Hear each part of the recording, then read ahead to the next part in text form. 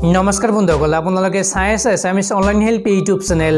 বন্ধুসকল, ইতিমধ্যে আজি পুৱাই কেইবাটাও গুৰুত্বপূৰ্ণ খবৰ ওলাই আহিছে আৰু ইয়াৰ প্ৰতিটো খবৰেই আপোনাৰ বাবে অত্যন্ত গুৰুত্বপূৰ্ণ। সেয়েহে ভিডিঅ'টো শেষলৈ চাই থাকিব।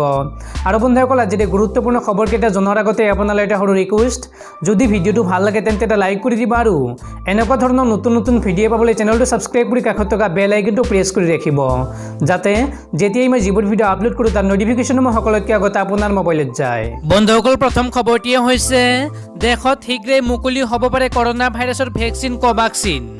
7 জুলাইৰ পৰা আৰম্ভ হিউমেন ট্ৰায়েল।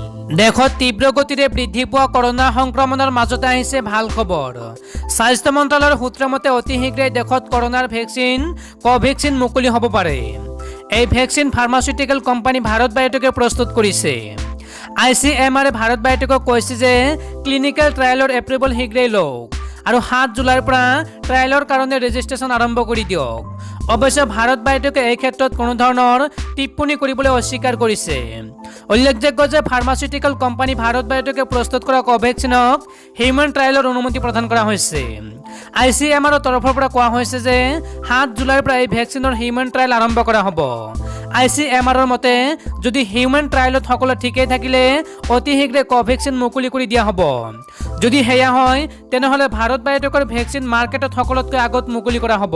উল্লেখযোগ্য যে ICMR মুৰব্বী ডাক্তৰ বলৰাম ভাৰ্গৱে কৈছে যে 7 জুলাইৰ পৰা এই ভেকচিনৰ হিউমেন ট্ৰায়েল আৰম্ভ হ'ব আৰু শীঘ্ৰেই ইয়াক বজাৰত অনাৰ প্ৰস্তুতি কৰা হৈছে।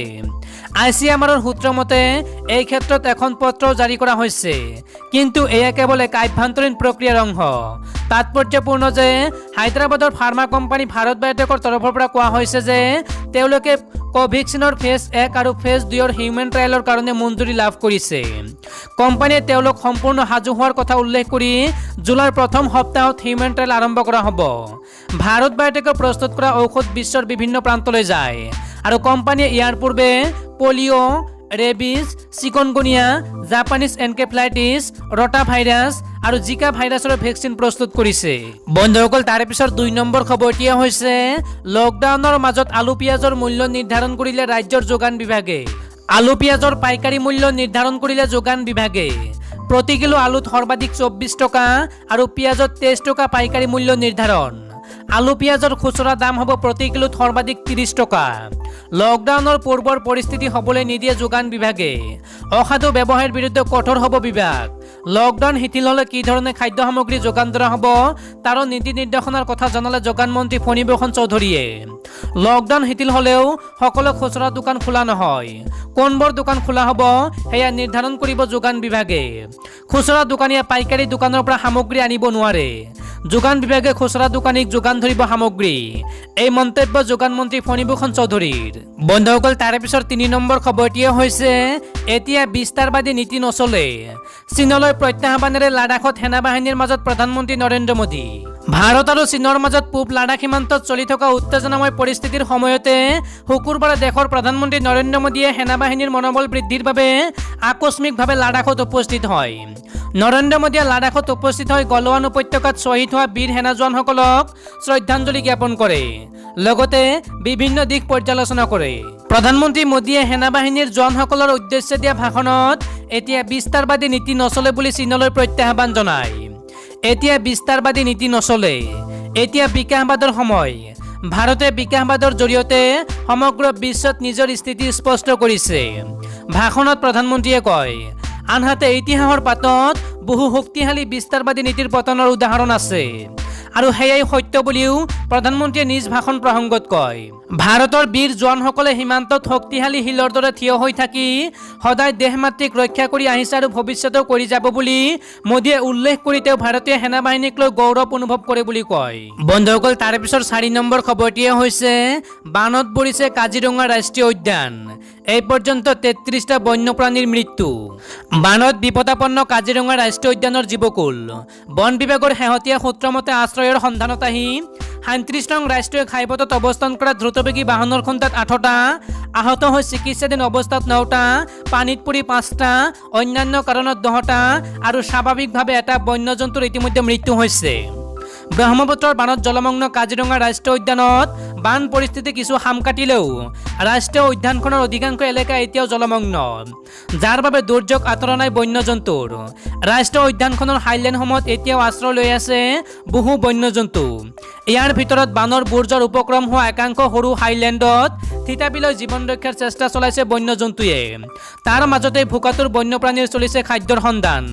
ৰাষ্ট্ৰীয় পথৰ কাষত বিচৰণ কৰা গড়ৰ সুৰক্ষাৰ বাবে সতৰ্কতা অৱলম্বন কৰিবলগীয়া হৈছে বনকৰ্মীয়ে। বানৰ মাজতো ৰাষ্ট্ৰীয় উদ্যানত কৰ্মৰত বনকৰ্মীসকলৰ বাবে মটৰ বটৰে ৰেচন পাতি যোগানৰ ব্যৱস্থা কৰিছে উদ্যান কৰ্তৃপক্ষই। বন্ধুসকল, তাৰ পিছৰ 5 নম্বৰ খবৰটিয়ে হৈছে CRPFৰ জোৱানৰ আত্মবলিদানৰ প্ৰতিশোধ। কাশ্মীৰত নিৰাপত্তাৰক্ষীৰ গুলীত নিহত দুৰ্ধৰ্ষ সন্ত্ৰাসবাদী। জম্মু কাশ্মীৰত বৃহস্পতিবাৰে নিৰাপত্তাৰক্ষী বাহিনীয়ে এজন সন্ত্ৰাসবাদীক গুলীয়াই হত্যা কৰে। নিৰাপত্তাৰক্ষী বাহিনীৰ সৈতে হোৱা গুলীয়াগুলীত বৃহস্পতিবাৰে শ্ৰীনগৰত নিহত হয় জাহিদ দাস নামৰ সন্ত্ৰাসবাদীজন। উল্লেখযোগ্য যে এই সন্ত্ৰাসবাদীজনৰ গুলীতে বিগত সপ্তাহত জম্মু কাশ্মীৰৰ অনন্তনাগ জিলাত এজন CRPF জোৱান শ্বহীদ হোৱাৰ লগতে এজন 6 বছৰীয়া শিশুৰ মৃত্যু হৈছিল। সন্ত্ৰাসবাদীজনক নিহত কৰিব পৰাটো জম্মু কাশ্মীৰ আৰক্ষী আৰু CRPFৰ বাবে বৃহৎ সফলতা বুলি জম্মু কাশ্মীৰ জন আৰক্ষীয়ে টুইট কৰে। জাহিদ দাসৰ সৈতে থকা আন 2জন সন্ত্ৰাসবাদীক 30 জুনত নিৰাপত্তাৰক্ষী বাহিনীয়ে গুলীয়াই নিহত কৰিছিল। আনহাতে বুধবাৰে সন্ত্ৰাসবাদীৰ গুলীত পুনৰ এজন CRPFৰ জোৱান শ্বহীদ হোৱাৰ লগতে এজন বৃদ্ধ লোকৰ মৃত্যু হৈছিল। বৃদ্ধ লোকজনৰ বুকুত বহি এটা শিশুই কান্দি থকাৰ ফটো ছ'চিয়েল মিডিয়াত ভাইৰেল হৈ পৰিছিল। উক্ত শিশুটিক CRPFৰ জোৱানে উদ্ধাৰ কৰি পৰিয়ালৰ লোকৰ হাতত গতাই দিছিল। বন্ধুসকল, তাৰ পিছৰ 6 নম্বৰ খবৰটিয়ে হৈছে COVID-19ৰ বিৰুদ্ধে যুঁজত সফল হ'ব চৰকাৰ, ক'লে মুখ্যমন্ত্ৰী সৰ্বানন্দ সোণোৱালে। COVID-19ৰ বৰ্ধিত ৰোগীৰ প্ৰতি লক্ষ্য ৰাখি ৰাজ্য চৰকাৰৰ স্বাস্থ্য বিভাগে IIT গুৱাহাটীৰ চৌহদত স্থাপন কৰি থকা কোভিড কেয়াৰ চেণ্টাৰ পৰিদৰ্শন কৰে মুখ্যমন্ত্ৰী সৰ্বানন্দ সোণোৱালে। মুখ্যমন্ত্ৰী সৰ্বানন্দ সোণোৱালে শুকুৰবাৰে পৰিদৰ্শন কৰি চেণ্টাৰত উপলব্ধ কৰোৱা বিভিন্ন সা সুবিধাৰ বুজ লয়। মুখ্যমন্ত্ৰীয়ে লগতে গুৱাহাটীৰ মণিৰাম দেৱান ট্ৰেড চেণ্টাৰত স্থাপন কৰি থকা কোভিড কেয়াৰ চেণ্টাৰৰ পৰিদৰ্শন কৰি চেণ্টাৰটোত থকা বিভিন্ন সা সুবিধাৰ বুজ ল'লে। স্বাস্থ্যমন্ত্ৰী ডক্টৰ হিমন্ত বিশ্ব শৰ্মা আৰু স্বাস্থ্য বিভাগৰ ৰাজ্যিক মন্ত্ৰী পীযুষ হাজৰিকাৰ লগতে স্বাস্থ্য বিভাগৰ উচ্চপদস্থ বিষয়াবৰ্গই মুখ্যমন্ত্ৰীক তাত থকা বিভিন্ন সা সুবিধাৰ সবিশেষ অৱগত কৰে। উল্লেখযোগ্য যে IIT গুৱাহাটীৰ চৌহদত স্থাপন কৰি থকা কোভিড কেয়াৰ চেণ্টাৰত 8 আইচলেশ্যন বেড তথা মহানগৰীৰ মণিৰাম দেৱান ট্ৰেড চেণ্টাৰত স্থাপন কৰি থকা কোভিড কেয়াৰ চেণ্টাৰত প্ৰায় 440খন আইচলেশ্যন বেড উপলব্ধ হ'ব। COVID-19ৰ বিৰুদ্ধে চলাই থকা যুঁজখনত ৰাজ্য চৰকাৰে সকলো প্ৰকাৰৰ ব্যৱস্থা গ্ৰহণৰ প্ৰয়াস চলাইছে, যাতে কোভিড আক্ৰান্ত ব্যক্তিক উন্নত চিকিৎসা সেৱাকে ধৰি উপযুক্ত সা সুবিধা প্ৰদান কৰিব পৰা যায়। স্বাস্থ্য বিভাগ এই ক্ষেত্ৰত বিভিন্ন ঠাইত ডেডিকেটেড কোভিড হাস্পতাল স্থাপন কৰিছে, ক'লে মুখ্যমন্ত্ৰী সৰ্বানন্দ সোণোৱালে। স্বাস্থ্য বিভাগে লোৱা সক্ৰিয় পদক্ষেপৰ বাবে এতিয়ালৈকে 6,000তকৈ অধিক কোভিড পজিটিভ ৰোগী আৰোগ্য লাভ কৰি নিজ গৃহলৈ নিৰাপদে উভতি যাবলৈ সক্ষম হৈছে আৰু প্ৰায় 3,000 গৰাকী ৰোগী চিকিৎসাধীন হৈ আছে বুলি মুখ্যমন্ত্ৰীয়ে উল্লেখ কৰে। ৰাজ্য চৰকাৰে লোৱা ব্যৱস্থাৱলীৰ ফলশ্ৰুতিত জনসাধাৰণে সকলো ধৰণৰ উন্নত মানৰ সেৱা লাভ কৰিবলৈ সক্ষম হৈছে বুলিও মুখ্যমন্ত্ৰীয়ে কয়। মুখ্যমন্ত্ৰীয়ে লগতে ৰাজ্য চৰকাৰৰ স্বাস্থ্য বিভাগে প্ৰদান কৰা নীতি নিয়মসমূহ দায়বদ্ধতা আৰু শৃংখলাবদ্ধতাৰে পালন কৰাৰ বাবে অসমৰ সকলো শ্ৰেণীৰ জনসাধাৰণক আহ্বান জনাইছে। তেতিয়াহে নিশ্চিতভাৱে এই যুঁজত অসমে জয়লাভ কৰিব পাৰিব বুলিও মুখ্যমন্ত্ৰীগৰাকীয়ে কয়। অসমৰ বৰাক ব্ৰহ্মপুত্ৰ পাহাৰ ভৈয়ামত বসবাস কৰা 3.30 কোটি জনসাধাৰণক সুৰক্ষিত, স্বাস্থ্যৱান আৰু নিৰোগী কৰি ৰখাটোৱে ৰাজ্য চৰকাৰৰ মূল লক্ষ্য বুলি মুখ্যমন্ত্ৰীয়ে কয়। মুখ্যমন্ত্ৰীয়ে লগতে লকডাউন কাৰ্যসূচী গুৱাহাটীবাসীয়ে শৃংখলাবদ্ধ আৰু দায়বদ্ধতাৰে পালন কৰাৰ বাবে মহানগৰবাসীক ধন্যবাদ জ্ঞাপন কৰিছে। আনহাতে প্ৰধানমন্ত্ৰী নৰেন্দ্ৰ মোদীয়ে শুকুৰবাৰে লাডাখৰ লেহ আৰু দুৰ্গম নিমু অঞ্চলত উপস্থিত হৈ সেনাবাহিনীৰ জোৱানসকলৰ সৈতে মত বিনিময় কৰাৰ প্ৰসংগ উল্লেখ কৰি মুখ্যমন্ত্ৰীয়ে প্ৰধানমন্ত্ৰীৰ এই পদক্ষেপে দেশৰ সামৰিক বাহিনীৰ মনোবল দুগুণে বৃদ্ধি কৰিব বুলি কয়।